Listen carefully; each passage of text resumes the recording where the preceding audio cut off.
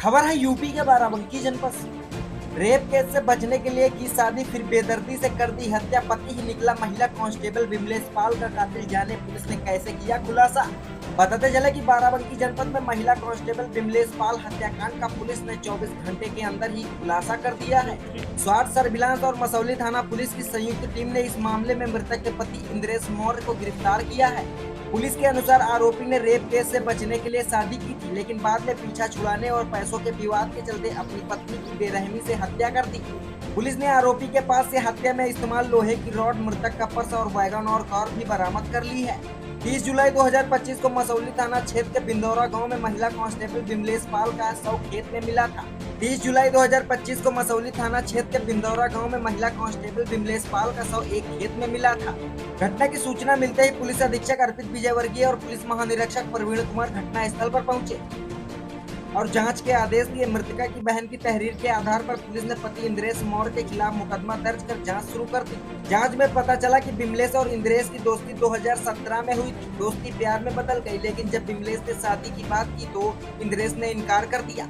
इसके बाद विमलेश ने आत्महत्या की धमकी दी। इसी बीच इंद्रेश की दूसरी जगह शादी तय हो गई। तब विमलेश की तहरीर पर इंद्रेश के खिलाफ रेप का मुकदमा धारा 376/506 दर्ज किया गया था।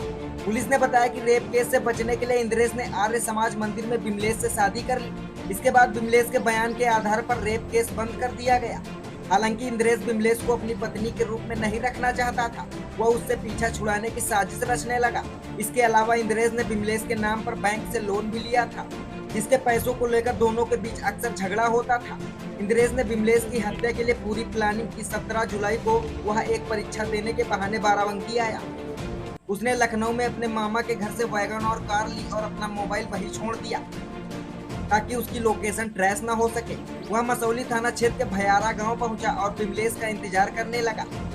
जब विमलेश बिंदौरा पुल के पास मिली तो इंद्रेश ने उसे बातचीत की। इसी बीच जब विमलेश लघु शंका के लिए खेत की तरफ गई तो इंद्रेश ने मौका देखकर उसके सिर के पीछे से ताकि उसकी लोकेशन ट्रेस ना हो सके। वह मसौली थाना क्षेत्र के भयारा गांव पहुंचा और विमलेश का इंतजार करने लगा।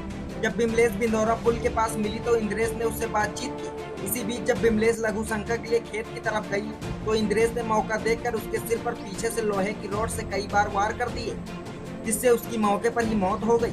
हत्या के बाद इंद्रेश शव को वहीं छोड़कर फरार हो गया। वह लखनऊ और फिर सुल्तानपुर चला गया। पुलिस को शक न हो इसके लिए उसने विमलेश के फोन पर कई बार कॉल भी किया। बाद में वह बाराबंकी लौटकर पुलिस की गतिविधियों पर नजर रख रहा था। तभी पुलिस टीम ने उसे भयारा रोड से गिरफ्तार कर लिया। अब देखिए बाराबंकी जनपद से ब्यूरो रिपोर्ट। कल दिनांक 30/7/2025 को थाना मसौली क्षेत्र के हाईवे पे ही खेत में एक लेडी कांस्टेबल जिसका नाम विमलेश पाल था, जो हमारे थाना गया में पोस्टेड थी, उसकी डेड बॉडी मिली थी, जिसको हम लोगों ने पोस्टमार्टम हेतु और बाकी चीज़ों के लिए हॉस्पिटल भेजा था। इस क्रम में आप सभी लोगों को अवगत कराना है कि आज इस घटना का हमारी टीम ने सफल अनावरण किया है, जिसमें एक कांस्टेबल जिसका नाम है इंद्रेश, इसको हम लोगों ने अरेस्ट किया है आज। और इसमें जो पूरी पूछताछ हुई है, पूरी जो जानकारी हुई है, उसमें ये घटनाक्रम सामने आया है, जिसमें ये जो दोनों लोग हैं, जो लेडी कांस्टेबल और ये जो जिसने घटना कारित की है इंद्रेश, इन दोनों ने पिछले साल कोर्ट में शादी करी थी। इसमें विमलेश ने पिछले साल इस पे बलात्कार का मुकदमा लिखवाया था। उसके बाद इन दोनों ने कोर्ट मैरिज कर ली थी और वो बलात्कार के मुकदमे में क्लोजर रिपोर्ट लगी थी।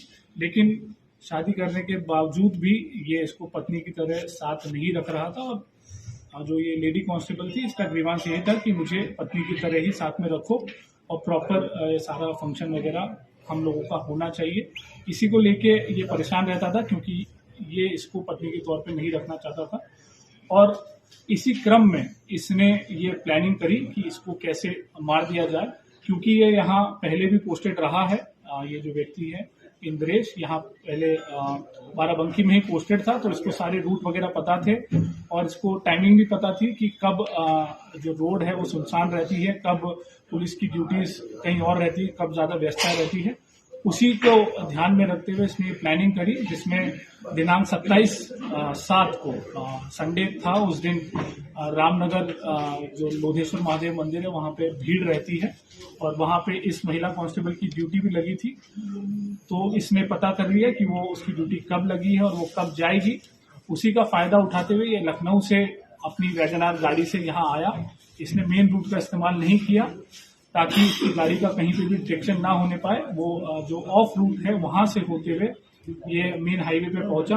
जब ये महिला वहां पे जा रही थी, इसको रास्ते में रोका, इसको बातचीत करने के बहाने से वहां पे रोका, 10-15 मिनट इससे बातचीत करी और फिर वहां खेत में जब जो ये लेडी कांस्टेबल है इनको टॉयलेट के लिए जाना था, तो ये जैसे ही खेत में नीचे उतरी, ये पीछे से उसको धक्का देके उनका गला दबा दिया, जिससे वो अधमरी स्थिति में हो गई और फिर अपने कार के जो पाने से इस महिला के सर पे 3-4 वार किए, जिससे उसकी वहीं पे मृत्यु हुई। वहां से फिर ये अपने दूसरे रास्ते से फतेहपुर होते हुए ये वापस लखनऊ भाग गया और इसमें इस व्यक्ति पे किसी को भी शक ना हो, इसके लिए इसने लगातार उस रात के बाद से इस महिला के फोन पे वो लगातार मैसेज करता रहा ताकि वो अलीबाई क्रिएट कर सके कि मुझे भी नहीं पता है कि मेरी पत्नी कहाँ है और मैं खुद उसको लगातार फोन कर रहा हूँ। पर इसमें हम लोगों ने सारे साक्ष्य संकलन किए, जिसमें तमाम सीसीटीवी फुटेज और बीटीएस और सर्विलांस का इस्तेमाल करते हुए हम लोगों ने ये चीज और एविडेंसेस निकाले हैं, जिसमें ये व्यक्ति लखनऊ से बाकायदा अपनी वैगनआर गाड़ी से यहाँ आया। करीब हमारे पास 5 फुटेजेस भी मिली हैं जहाँ बीच में ये जाता हुआ दिख रहा है और फिर घटना कारित करने के बाद भी हमें सीसीटीवी फुटेज मिली है। इसके अलावा जो इन लोगों की आपस में उस घटना वाले दिन की जो बातचीत है उससे भी काफी हमें क्लू मिले हैं, जिसमें इसने शाम को 7 बजे इस महिला से बात करके उसकी लोकेशन ली और फिर अपनी प्लानिंग उस हिसाब से की। ये चीजें मोटी मोटी निकल के आई है और इसमें हमने जो घटना में प्रयोग कार है वो बरामद की है, जो उसने पाना यूज किया था वो बरामद किया है और मृतका का जो बाकी जो पहचान पत्र इसके पास थे वो भी हम लोगों ने इससे बरामद किए। तो ये जो घटना है इसमें हमारी सर्विलांस एसओजी और थाने की टीम ने काफी मेहनत करके काफी चीजों पे एक साथ काम करते हुए 24 घंटे के अंदर अंदर ये घटना का सफल अनावरण